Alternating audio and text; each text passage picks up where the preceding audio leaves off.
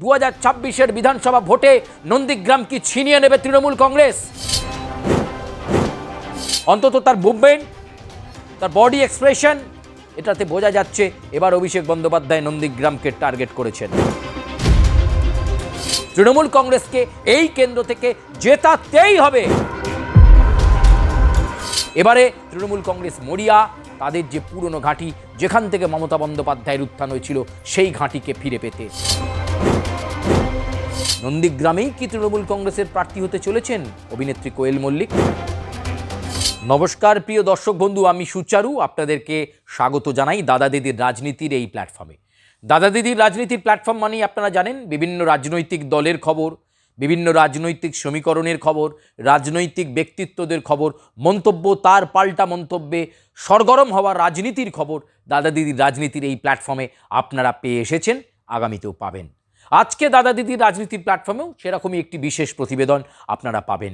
আপনারা জানেন প্রিয় দর্শক বন্ধু, স্পেশাল ইন্টেন্সিভ রিভিশন এই আবহে একদিকে রাজনৈতিক দলগুলো প্রস্তুতি নিচ্ছে বিধানসভা ভোটের, কারণ এসআইআর মিটলেই নির্বাচনের বিজ্ঞপ্তি জারি হয়ে যাবে, নির্বাচন কমিশন ঘোষণা দিলেই প্রচার শুরু হয়ে যাবে, প্রার্থী ঘোষণা শুরু হয়ে যাবে।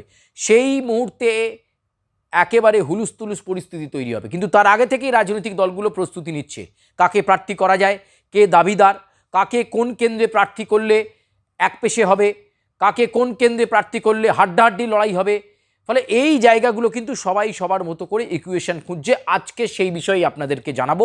রাজ্যের তথা পশ্চিমবঙ্গের একটি বিখ্যাত, গুরুত্বপূর্ণ, তাৎপর্যপূর্ণ কেন্দ্র নন্দীগ্রাম, যে নন্দীগ্রাম বারবার রাজনৈতিক চর্চার মধ্যে থেকেছে, যে নন্দীগ্রাম সাক্ষী থেকেছে বিভিন্ন কিছুর, যে নন্দীগ্রাম থেকেই উঠে এসেছিলেন তৎকালীন বিরোধী নেত্রী তৃণমূল সুপ্রিমো মমতা বন্দ্যোপাধ্যায়।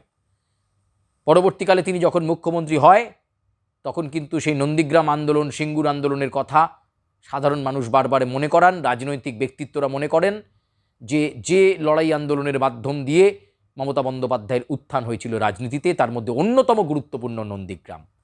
তাই সংবাদ শিরোনামে সবসময় নন্দীগ্রাম থেকেছে, নন্দীগ্রাম আছে এবং আগামীতেও নন্দীগ্রাম থাকবে।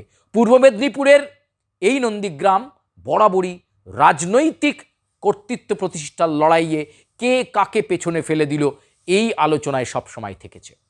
একটা সময় মমতা বন্দ্যোপাধ্যায় নন্দীগ্রামের আন্দোলন দিয়েই উত্থানের পথে গিয়েছিলেন, পরবর্তীকালে রাজ্যের মুখ্যমন্ত্রী।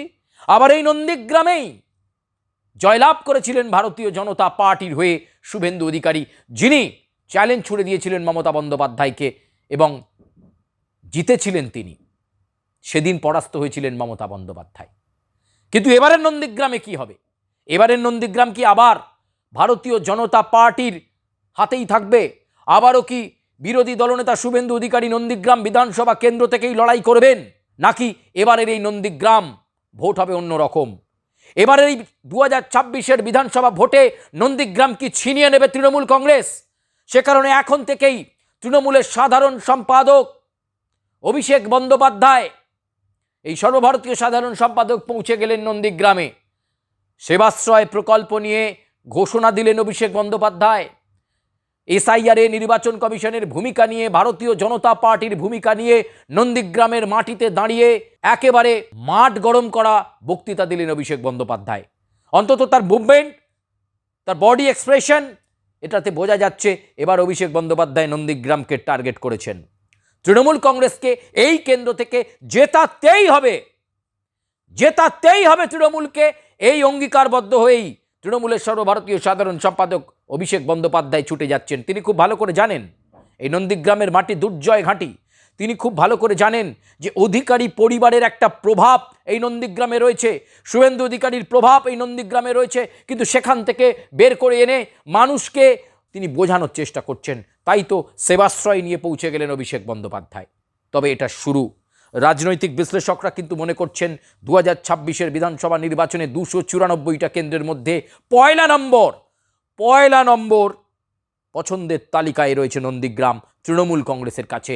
এবারে তৃণমূল কংগ্রেস মরিয়া, তাদের যে পুরনো ঘাঁটি, যেখান থেকে মমতা বন্দ্যোপাধ্যায়ের উত্থান হয়েছিল, সেই ঘাঁটিকে ফিরে পেতে। আর তার জন্য জল্পনা কল্পনা এই মুহূর্তে চলছে। তৃণমূলের পূর্ব মেদিনীপুরের সাংগঠনিক নেতাদের সঙ্গে বারে বারে যোগাযোগ রাখছেন, বৈঠক করছেন অভিষেক বন্দ্যোপাধ্যায়, প্রার্থী নিয়ে কথা হচ্ছে। এমন কাউকে তৃণমূল কংগ্রেসের পক্ষ থেকে প্রার্থী করা হোক যার জয় নিশ্চিত, যে কট্টর লড়াই দিতে পারবে, যে হাড্ডাহাড্ডির লড়াইয়ে পিছপা হবে না, মানুষের আস্থা অর্জন করতে পারবে, জোড়া ফুল প্রতীককে সামনে রেখে এমন কাউকে দেওয়া হোক। সেই ব্যাপারে পরিকল্পনা চলছে, কল্পনা চলছে। অনেকে বলছেন তাহলে কি শুভেন্দু অধিকারীর বিরুদ্ধে অভিষেক বন্দ্যোপাধ্যায় এবারে 2024 বিধানসভা নির্বাচনে প্রতিদ্বন্দ্বিতা করবেন? আগে না, অভিষেক বন্দ্যোপাধ্যায় কাজ করছেন দলেরকে একেবারে ওপর থেকে দেখে। তিনি চাইছেন তিনি নেপথ্য থেকে গোটা বিষয়টা পরিচালনা করবেন মমতা বন্দ্যোপাধ্যায়ের সঙ্গে। তাই 26 বিধানসভা ভোটে নন্দীগ্রামের প্রার্থী কে হবেন? নন্দীগ্রামের প্রার্থী কার হাত দিয়ে স্বপ্ন দেখতে পারে তৃণমূল কংগ্রেস? কাকে ভরসাযোগ্য মনে করছে তৃণমূল? তিনি কি দুধে পোড় খাওয়া কোনো রাজনীতিক, নাকি অন্য জগৎ থেকে আসা মানুষ যিনি নন্দীগ্রামে তৃণমূল কংগ্রেসের প্রার্থী হবে? এই আলোচনা এই মুহূর্তে সর্বাগ্যে রয়েছে এবং দাদা দিদির রাজনীতিতেও এই ট্রেন্ডিং টপিকটাকেই আমরা নিয়ে এসেছি যে নন্দীগ্রামে তৃণমূল কংগ্রেসের প্রার্থী কে হতে চলেছেন। প্রিয় দর্শক বন্ধু, সেই জল্পনা এখন তুঙ্গে বলা যেতে পারে। আপনারা জানেন যে বিধানসভা নির্বাচন এখনও বেশ কয়েক মাস বাকি থাকলে এখন থেকেই তৃণমূল কংগ্রেসের নেতা সর্বভারতীয় সাধারণ সম্পাদক অভিষেক বন্দ্যোপাধ্যায় সমাজের বিশিষ্ট ব্যক্তিবর্গ, বিদগ্ধ মানুষের সঙ্গে দেখা করছেন।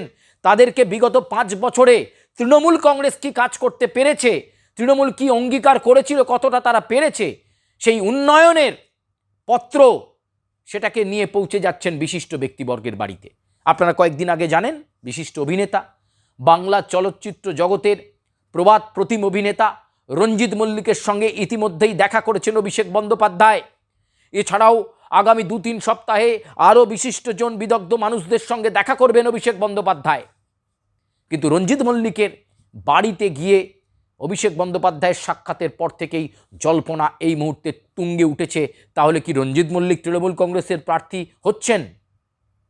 আগে না। আসলে তৃণমূল কংগ্রেস সূত্র ধরে আমরা জানতে পাচ্ছি রঞ্জিত মল্লিকের কাছে উন্নয়নের পত্র পৌঁছে দিয়ে অভিষেক বন্দ্যোপাধ্যায় যে বার্তা দিতে চাইলেন যে সমাজের বিদগ্ধ মানুষজন, তার মতো গুণী মানুষজন যেন সরকারের পাশে থাকে। আসলে তৃণমূল কংগ্রেস চাইছে রঞ্জিত মল্লিকের কন্যা কোয়েল মল্লিককে, হ্যাঁ ঠিক শুনছেন, কোয়েল মল্লিককে নন্দীগ্রাম বিধানসভা কেন্দ্র থেকে প্রতিদ্বন্দ্বিতা করানোর একটা প্রবল সম্ভাবনা আছে যদি কোয়েল মল্লিক রাজি হন। হালকা ফিলার, হালকা মেসেজ, সেই বার্তা কোয়েল মল্লিকের কাছে পৌঁছে গেছে। যদি তিনি রাজি থাকেন তাহলে নন্দীগ্রাম বিধানসভা কেন্দ্র থেকে প্রবল সম্ভাবনা রয়েছে কোয়েল মল্লিককে প্রতিদ্বন্দ্বিতা করানোর ব্যাপারে।